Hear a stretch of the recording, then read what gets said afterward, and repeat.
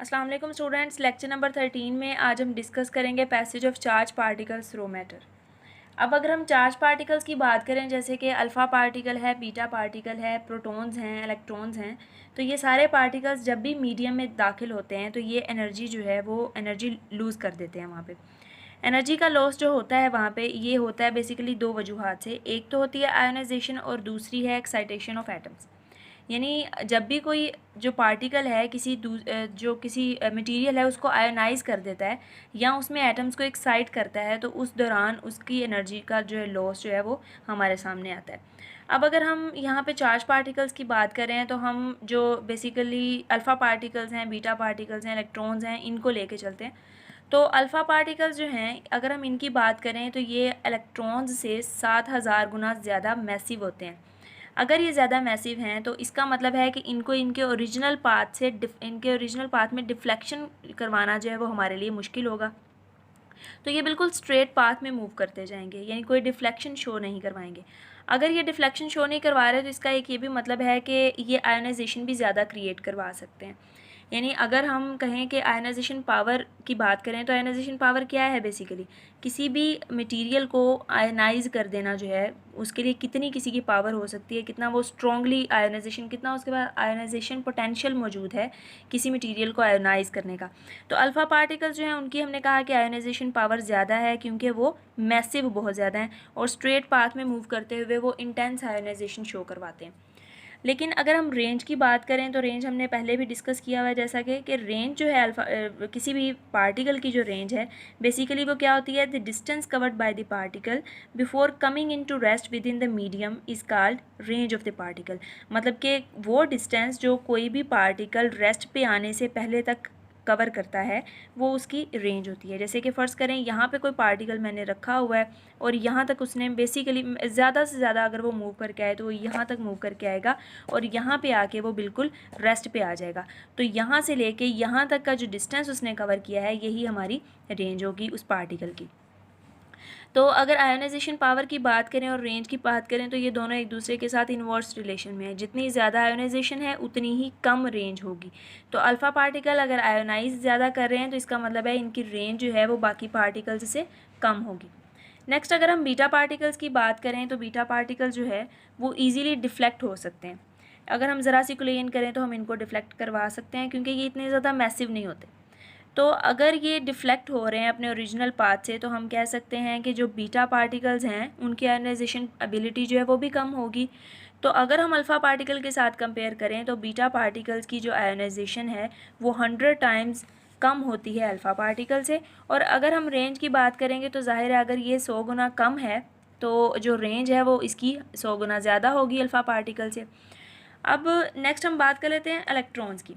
तो जो इलेक्ट्रॉन्स होते हैं जब ये मीडियम में एंटर होते हैं तो ये स्लो डाउन हो जाते हैं।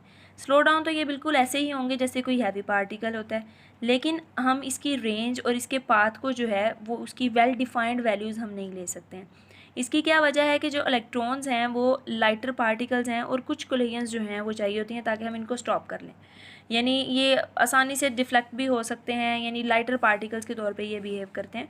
लेकिन जस्ट एक क्वालिटी इनमें ये होती है कि ये स्लो डाउन नहीं होते हैं जल्दी, जल्दी स्लो डाउन हो जाते हैं लाइक हैवी पार्टिकल्स। ठीक है, तो अगर हम alpha particles and beta particles की बात करें तो वो भी एनर्जी रेडिएट करेंगे। बेसिकली वो बिल्कुल ऐसे ही एनर्जी रेडिएट करेंगे जैसे कि मतलब एक्सरे फोटोन्स हैं। तो लेकिन अगर हम उनको स्लो डाउन करवाना चाहें तो फिर हमें क्या करना पड़ेगा, हम इलेक्ट्रिक फील्ड अप्लाई करेंगे। इलेक्ट्रिक फील्ड अप्लाई करने से यही जो चार्ज पार्टिकल्स हैं ये स्लो डाउन हो जाएंगे। यानी अगर हम बात करें alpha beta and gamma rays की, अगर हम बात कर लेते हैं तो उनमें आपने ये तरतीब याद रखनी है कि अल्फ़ा जो हैं उनकी आयोनाइजेशन पावर ज़्यादा है, बीटा की कम है एंड गामा की सबसे ज़्यादा कम है। और इसी के बरक्स अगर हम रेंज की बात करें तो जो अल्फ़ा पार्टिकल्स हैं उनकी रेंज कम है, बीटा की ज़्यादा है एंड जो गामा रेज हैं वो सबसे ज़्यादा रेंज रखते हैं, पेनिट्रेशन पावर सबसे ज़्यादा रखते हैं। नेक्स्ट हमने जो डिस्कस करना है वो है एब्जॉर्प्शन। एब्जॉर्प्शन क्या है कि बेसिकली जब पार्टिकल्स मटेरियल में एंटर होते हैं तो या तो वो वहाँ पे एब्जॉर्ब हो रहे होते हैं या फिर वहाँ से जो हैं वो हम उनको बाहर एब्जॉर्ब करवा लेते हैं किसी चीज़ में, ठीक है। तो यानी कि हम कह सकते हैं कि एक तो either they can come out of absorbing material और may be absorbed by that material, ठीक है।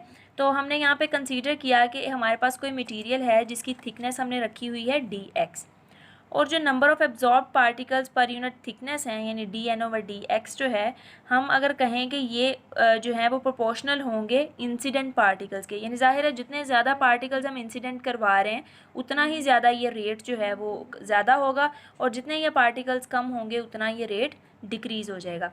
तो यहाँ पे देखें, अगर हम यहाँ पे एक कांस्टेंट इंट्रोड्यूस करवाएं तो ये जो यहाँ पे हमने म्यू कांस्टेंट इंट्रोड्यूस करवा लिया है, ये हमारा एब्जॉर्प्शन कोफिशिएंट है, और नेगेटिव साइन ये शो कर रहा है कि ये ग्रेजुअली जो है वो ट्रांसमिशन पार्टिकल्स जो है, ट्रांसमिटेड पार्टिकल्स ये डिक्रीज़ हो रहे हैं। अब अगर हम इसको थोड़ा सा रीअरेंज करें तो रीअरेंज करने से हमारे पास ये एक्सप्रेशन कुछ इस तरह से आ जाएगा। दोनों साइड से हम इसको कर लेते हैं इंटीग्रेट। तो इंटीग्रेट करने से ये आ गया ln x is equal to minus mu x plus के।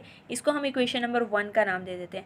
अब देखें जो ये जो यहाँ पे k है ये इंटीग्रेशन कांस्टेंट है, और इसकी अगर हमने वैल्यू डिटरमाइन करनी हो तो उसके लिए हमें बाउंड्री कंडीशंस का सहारा लेना पड़ता है। तो बाउंड्री कंडीशंस क्या हैं कि अगर हमने x को 0 रखा तो उस टाइम पे n जो है वो n नॉट के इक्वल थी। इसका क्या मतलब है कि देखें अभी हमने जो कोई भी मटेरियल लिया हुआ है, फ़र्ज़ करें वो इतनी थिकनेस का था, उसमें हमने पार्टिकल को अभी एंटर करवाना शुरू किया ही है, यानी कि इनिशियली जो है उसकी एक्स जो है यानी कवर्ड डिस्टेंस है वो क्या है 0। तो उस टाइम पे जो पार्टिकल्स होंगे जो एब्जॉर्ब हुए हैं वो n नॉट के इक्वल होंगे। तो इन्हीं वैल्यूज़ को हम यहाँ पे प्लेस अगर करें तो ये हो जाएगा ln, यहाँ पे n नॉट आ जाएगा, x जो है वो 0 हो जाएगा, k एज इट इज़ आ जाएगा, तो यहाँ से हम k की वैल्यू ले लेंगे। यही वाली जो k की वैल्यू है अगर हम इसको इक्वेशन नंबर 1 में पुट करते हैं तो हमारे पास कुछ इस तरह से एक्सप्रेशन बन जाएगा, जिसको अगर हम थोड़ा सा रीअरेंज करें तो ये आ जाएगा, ये वाला n नॉट वाला जो एक्सप्रेशन है इधर आके माइनस हुआ, ये टर्म इधर आके माइनस हुई, थोड़ा सा रीअरेंज किया तो ln n/n naught is equal to minus mu into x के इक्वल आ जाएगा। जब हम एंटी लॉग लेंगे तो ये तो लॉग नेचुरल लॉग कैंसिल हो जाएगा और इस साइड पे एक्सपोनेंट की पावर में जो ये चला जाएगा। तो हमारे पास जो टर्म बनेगी वो होगी n is equal to n naught e raise to power minus mu into x. और ये जो हमारे पास एक्सप्रेशन आया है ये रिलेशन बेसिकली ये शो कर रहा है कि जो ट्रांसमिटेड पार्टिकल्स हैं वो ग्रेजुअली डिक्रीज़ कर रहे हैं, और ये जो इनमें डिक्रीज़ आ रहा है वो एक्सपोनेंशियली डिक्रीज़ है, ठीक है, यानी एक्सपोनेंशियली ये डिक्रीज़ कर रहे हैं। n नॉट जो है वो ये शो कर रहा है कि नंबर ऑफ़ पार्टिकल्स जो हैं वो कितने ट्रांसमिट हुए हैं मैटर में से। और इसके अलावा अगर हम बात करें रेंज की, तो अगर हमने कहा कि कोई हमने रेंज ली हुई थी R0 रेंज, तो R0 रेंज तक हमने कहा कि तकरीबन जो हाफ पार्टिकल्स थे वो स्टॉप हो चुके थे। तो एक स्पेसिफिक रेंज वो वाली होगी, स्पेसिफिक डिस्टेंस वो वाला होगा जब सारे के सारे पार्टिकल्स स्टॉप हो जाएंगे, वही उसकी मैक्सिमम रेंज होगी, पार्टिकल की रेंज होगी। अब अगर हम कहेंगे कि जो पार्टिकल्स थे वो लार्ज इंटरेक्शन शो कर रहे थे, अगर लार्ज इंटरेक्शन है तो जाहिर है उसमें एनर्जी लॉस बहुत ज़्यादा होगा। तो ये जो एनर्जी का लॉस हो रहा है पर यूनिट लेंथ, अगर हम इसकी बात करें पर यूनिट लेंथ, ये एनर्जी लॉस डायरेक्टली प्रोपोर्शन होगा, इन्वर्सली प्रोपोर्शन होगा वेलोसिटी के। जितनी ज़्यादा वेलोसिटी है उतना ही कम एनर्जी लॉस हुआ पर यूनिट लेंथ। और अगर हम इसको देखते हैं, इसके इन्वर्सली भी देखें तो यही वाला हमारे पास एक्सप्रेशन बनता है। देखें बेसिकली ये क्या हुआ है कि अगर ये एक्सप्रेशन इन्वर्सली प्रोपोर्शन था वेलोसिटी के, ये टर्म इन्वर्सली प्रोपोर्शन थी, तो इसको थोड़ा सा हमने सॉल्व किया तो यहाँ पे एक कांस्टेंट c आ गया, यानी ये हमने प्रोपोर्शनैलिटी कांस्टेंट ही लगाया है। तो इसको अब हमने यहाँ पे क्या करना है, dv के साथ किया है मल्टीप्लाई और देन हमने इसको डिवाइड कर दिया, तो हमारे पास ये आ गई इक्वेशन नंबर 2। काइनेटिक एनर्जी की वैल्यू हमें पता है वो इक्वल होती है 1/2 mv²। अगर हम इसका डेरिवेटिव ले लें विद रिस्पेक्ट टू v तो हमारे पास ये आ जाएगा m इंटू वी। इसी की वैल्यू को हम प्लेस कर देते हैं इक्वेशन नंबर 2 में। तो इक्वेशन नंबर 2 में आप देखें काइनेटिक एनर्जी जो है उसका जो हमने डेरिवेटिव लिया हुआ है विद रिस्पेक्ट टू v, उसकी जगह पे हमने ये वाली टर्म प्लेस कर दी है mv, और ये dv/dx एज इट इज़ आ गया। तो यही वाला v हम इस साइड पे शिफ्ट करते हैं, नेगेटिव साइन भी इधर शिफ्ट करते हैं, तो ये आ जाएगा minus mv² into d v is equal to c into d x.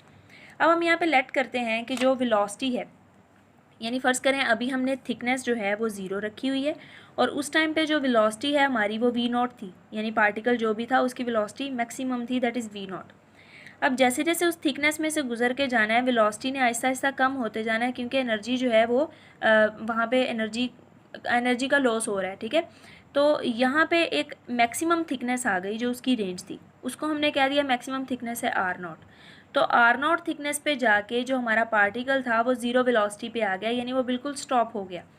तो हमने कहा कि जो वेलोसिटी है वो वी नॉट थी जब हमारे पास थिकनेस जो है वो ज़ीरो थी, और वेलोसिटी ज़ीरो हो गई जब हमने थिकनेस आर नॉट जो है वो कवर की थी। इसी एक्सप्रेशन पे बेसिकली हमने इंटेग्रल अप्लाई किया है और लिमिट्स अप्लाई की हैं, तो सॉल्व करने से ये एक्सप्रेशन आ गया हमारे पास। यहाँ से हम v की वैल्यू निकाल लेंगे, v नॉट की वैल्यू, वो हमारे पास आ जाएगी 3c r0/m की पावर 1/3।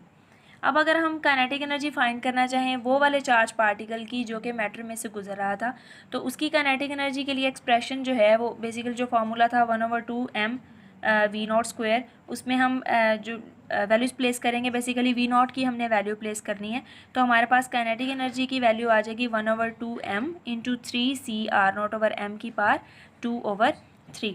तो ये था हमारा आज का article, passage of charge particles through matter, और इसके अलावा हमने एब्जॉर्प्शन की बात कर ली चार्ज पार्टिकल्स की। नेक्स्ट लेक्चर तक के लिए अल्लाह।